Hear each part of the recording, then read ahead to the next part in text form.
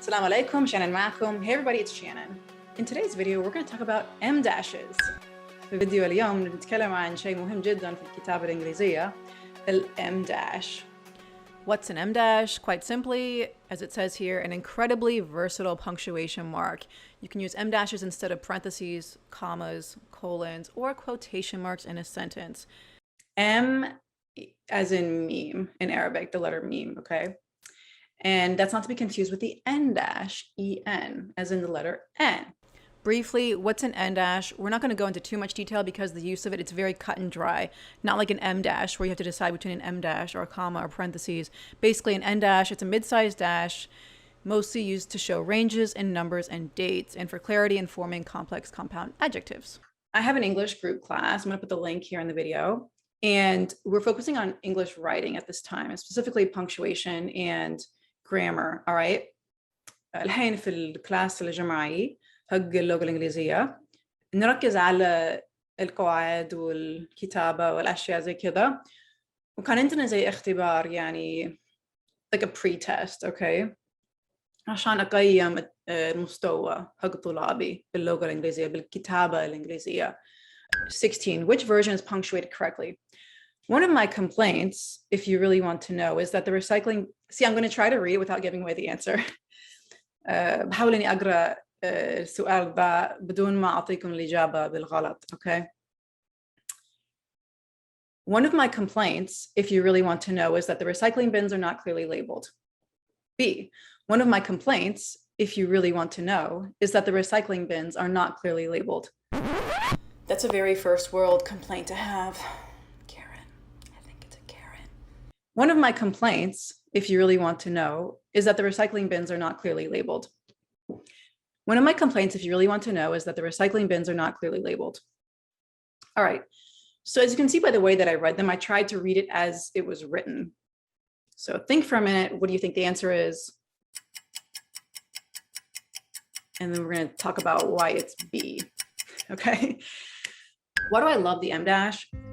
I feel like if you were to transcribe my speaking in English, you would see a lot of M dashes. It's just the way that I talk. M dashes are way sexier than the competitors of the M dash, which would be, I would think, the parentheses, commas. Parentheses, don't even get me started. I feel like the way I was taught to write English, parentheses, if you see something in parentheses, it's like saying whatever's between those two is something that's not really important. Parentheses separate explanatory or qualifying remarks from the rest of a sentence.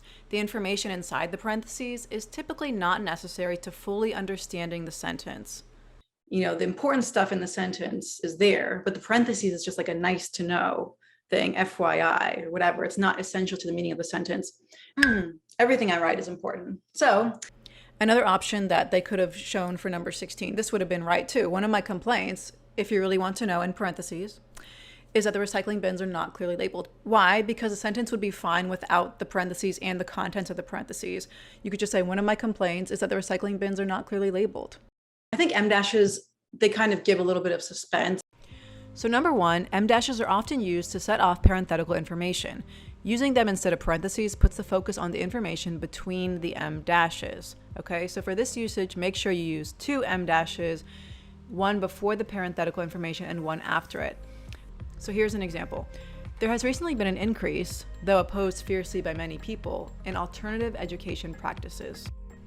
Number 2, use an M dash to set off appositives that contain commas.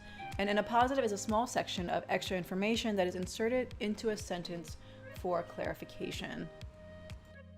Example, 3 of us, Ahmed, Ali, and I, went to the show last week. So commas are usually used to offset the appositive, but if there are 1 or more commas in the appositive, then having more would just make it confusing. And we're gonna talk more about that later. But in this case, setting it off with an M dash just makes it cleaner. Number 3, use an M dash to bring focus to a list. So when a sentence begins with an independent clause and ends with a list, you can use a colon, right? But when the list comes first, it's better to use a dash to connect the list to the clause. This helps to take potentially random things and focus them toward one idea, which is easier for the reader to process. So here's an example. Red, yellow, green, blue. I don't care which colors you choose, just hurry up. The fourth use that we see a lot is use an em dash to mark sharp turns in thought. This technique is best suited for creative or informal writing. If you use it in academic writing, you might look unsure. So, for example, where did I put my... Oh, wait, I found it. And commas are just weak, I feel. I feel like commas, they're also more formal than em dashes. In terms of adding emphasis to a phrase, the comma falls somewhere between the parentheses and the em dash. Another thing to keep in mind is that many sentences already have commas, so using them to set off a descriptive phrase can make things a little crowded with commas. Case in point, I found this online. First, we have parenthetical phrase with commas. And so, when the baby was born in June, nearly 2 months premature, the parents were happy but quite nervous, and they still had to buy all of the baby supplies. And you see, that one makes sense, but it's just, it feels like, I mean, there are a lot of commas. It feels like the other one said crowded with commas. It feels too wordy, something just off. The next one, parenthetical phrase with dashes. And so, when the baby was born in June, nearly 2 months premature, the parents were happy but quite nervous, and they still had to buy all of the baby supplies. Do you see what I mean? The second one, it sounds nicer. It flows better, I think. Em dashes are better. I prefer em dashes, okay? بالعربي. ليش أنا أفضل الام داش؟ الام داش بالنسبة لي أكثر مغري من القوسين أو parentheses أو comma أو فصل بالكتابة الإنجليزية. Okay, in terms of punctuation, and I looked up إيش معنى punctuation بالعربي. It said ترجيم, and I was like, I know what أنا عارفة إيش الترجيم. Punctuation مش نفس ترجيم. So when most people think of ترجيم, it's how guys give their phone numbers to girls and vice versa. It comes from رقم, which is like your phone number. رقم as in number. نعم يعني إنه أنت عندك سيارة حلوة إنه أنا المفروض أخذ رقمك المفروض إنه أحكي معك يعني. Yeah. So الترجيم في الكتابة الإنجليزية. The M dash بالنسبة لي مهم جدا. لأن لو كتبت الكلام اللي يجي من فمي راح تشوف كثير من الام dashes, okay? When it comes to like taking exams in English, I don't think I've ever seen a question where I had to differentiate between an N dash and an M dash. You know, like I didn't have to choose. All right, so like in this question that I talked about here, these are all M dashes, but I mean, they wouldn't have like, you know, another option E that's like an N dash, which is a little bit shorter. Like it's just, I feel like because it's such a commonly misspelled or miswritten thing that, you know, you just don't see it tested, all right? But it's very important for writing. I think if you want to be able to write compelling stories and exciting writing, you're gonna get a good relationship with the M dash. I read something online where it said that M dashes are to writers what a Swiss Army knife is to hunters. It's like we have this like we just love it, you know. And I think it also it's because it just makes the writing easier to read. It makes it more fun to read. All right. And in terms of specific differences between using dashes, I'm going to show you this graphic I found online. بالنسبة للفارق بين ال N dash وال M dash. The N dash, as you can, it's like expressing a period of time, like between two different, you know, from this year to this year, a range of numbers, scores, and distance. So لما أفكر في ال N dash, it's more يعني استخدمه بالأرقام, like when I'm talking about numbers. And again, like I think you're rarely going to get knocked out. I mean, maybe if your teacher is like very strict, but I feel like in most cases, like if you put a hyphen, people aren't going to freak out if you put a hyphen instead of an N dash. But the correct thing is between years is to put an N dash. We've talked about hyphens, N dashes, and M dashes. What's more important, I think, for people to know is when do you use an M dash as opposed to parentheses, as opposed to commas? متى تستخدم ال M dash وبدال الفصل أو القوسين, okay? I feel like commas work. Like okay, number 16 that we look at here, if there were an option E, that's like one of my complaints, comma, if you really want to know, comma, is that the recycling bins are not clearly labeled. I think the reason why they don't have that with an option with 2 commas is because it would just be too ambiguous. I think it would be harder for the person doing the test. Like, I feel like you could argue it both ways. Let's wrap this one up. Why is it B?